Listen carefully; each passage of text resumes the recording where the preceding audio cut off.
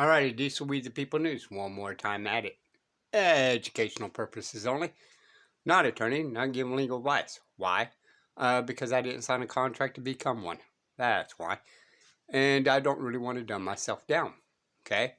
And I'm not in this state. I don't want to be part of the federal government. Okay? Never look straight forward. Always look around you. Just be able to protect yourself. Okay? I had to say it twice. If I did say it twice. Alright, so you're probably going to recognize this later when I bring it up. However, it was very important, and I've talked about it in the past videos before, and I didn't know if you know this, or if I did, I forgot, okay? What is the true authority of the president? Hint, hint. It came from Tim 14 in England. Let's go.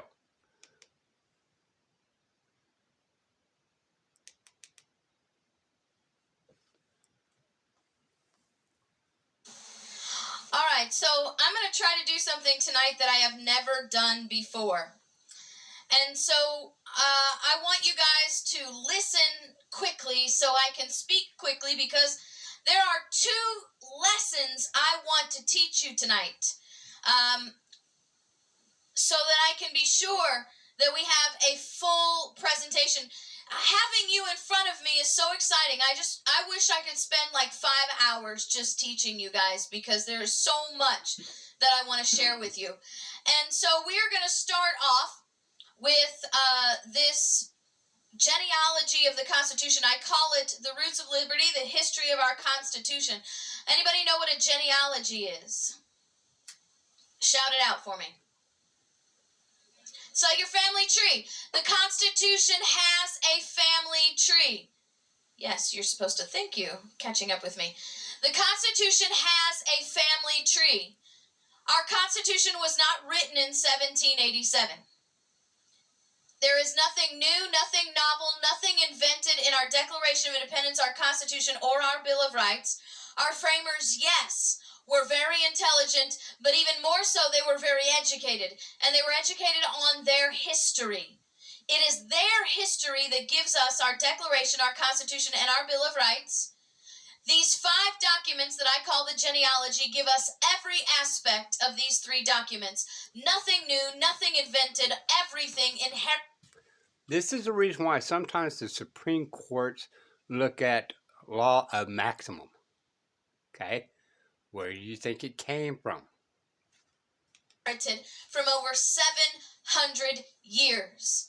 And there's something that we need to understand about our rights. And James Madison tells us in a dissertation that he wrote in 1792 called Property. He said, in a word, as a man is said to have a right in his property, he may be equally said to have a property in his rights. And what Madison is simply trying to remind us is that your property that your house is built upon, how many of you know your property is measured out and there are lines that are surveyed in property lines? You guys know that, right? So if a government agent came to your house and said to you or your parents, we have this survey of your home, we have your property lines. And I might extend that, right? So, in the good book, God says we have dominion over the land, air, and water. Now, since there's so many people, all right, and because there's so many unjust people out there, we end up using a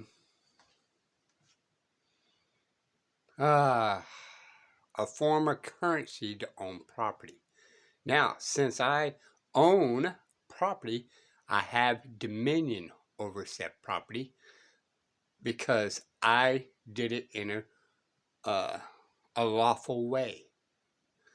And since I own it in a lawful way, God gives me dominion over the section that I own, not the government. They just help provide the land. And I went through the process of getting that land. But once I got it, now God gave me dominion over that land. We feel a little bit different about that today. And what we're going to do is reinterpret your property lines to come in on your property 10 feet on each side. How many of you think your parents would go along with that willingly? Of course not. But Madison is saying if you would not allow the government to reinterpret the property lines of your house, why would you allow them to reinterpret the property of your rights? For example, to tell you, that certain words are against the law. How many of you have heard that it's an exception to the First Amendment to yell fire in a crowded theater? Not true. There is no such exception in the First Amendment. You can yell fire in a crowded theater all day long and nobody's going to come in and arrest you. The illegal act of shouting fire in a crowded theater only happens when your words cause injury to someone else. But we have allowed harm, loss, and damages. Right? A true victim, a true crime. Okay? And just to further educate and stretch this out, right? If you give them an inch, they would take a mile. Well, just like she said on this, we gave them an inch and they got ahead and took it a mile. How many times do you see people going to jail of filming? Churches calling cops, this, that, here, and there. Because we started off giving them 1 inch. We also have common sense. We know by governing ourselves that it's probable that these people would run out of the building and they'll cause harm, loss, and damages. And they become a victim. So we should automatically know that we don't want to do it because of the risk. And then people that's been injured come and actually confiscate your property for rendering of just payment of the harm, loss, and damages you cause them. Our government through the Supreme Court to redefine our rights because we have forgotten that they are property as well. So what is the origin of American liberty? John Adams wrote in 1765 in a dissertation on feudal and canon law, liberty must be supported at all hazards. We have a right to it derived from our Maker. Now, John Adams is simply teaching us about natural law. How many of you heard about natural law? How many of you heard of a guy named John Locke? How many of you have read the complete treatise of John Locke? The complete treatise? Cool. Do you know if we had asked that question in 1765, everyone would have raised their hands? Because it was common education to read the writings of Locke, Hobbes, Montesquieu, Algernon. And Adams is here telling us about natural law. We have our liberty is a gift from God because we are created in the nature of God. We are created in His image. And being created in the image of God means that we've inherited certain things from God. One thing that we've inherited from God is freedom. God is the most free being in the universe. Raise your hand if it's your job to wake up every day and tell God how to run things. We've inherited that freedom. But we don't want to live in a place where people are free. Because if we live in a place where people are free, that means I'm free to lie, I'm free to steal, and I'm free to murder. I am free to do whatever I want to do regardless of how that hurts you. The distinction we need to realize is that liberty and freedom are not the same thing. Freedom is what we've inherited from God, being created in His image. Liberty is freedom plus morality.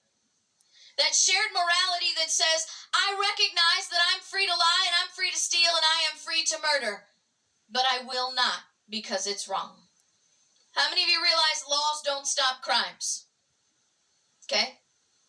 The criminal justice system wasn't even designed to stop criminal activity.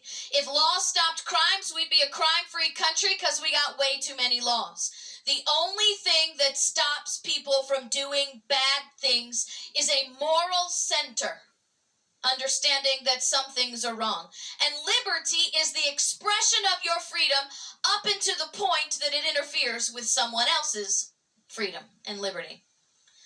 Now Adams continues and says, but if we had not, our fathers have earned and bought it for us at the expense of their ease, their estates, their pleasure, and their blood. Adams is saying, I believe that liberty is a gift from God, but I also know that our fathers have secured and bought this liberty for us and for our posterity. Now, we don't know where we've come from anymore. We don't understand what this liberty is. We don't understand where our Constitution came from. And so we don't understand how it's supposed to be applied and how it's supposed to work. We run to the Supreme Court to answer all our questions. We ask government to pass all these laws to regulate morality. And instead, we even as Christians beg the government to take the role of the Holy Spirit. When in reality, if we understood how the Constitution was supposed to work, we wouldn't need as many laws. And Christians would be more involved in taking care of the business of the church and the hedges of the highway than lobbying for morality in Washington, D.C. So here's how this works. Our Constitution has a history, and its history begins in 1014. How many of you realize, how many of you went through the Boston Tea Party Museum? Right? Okay.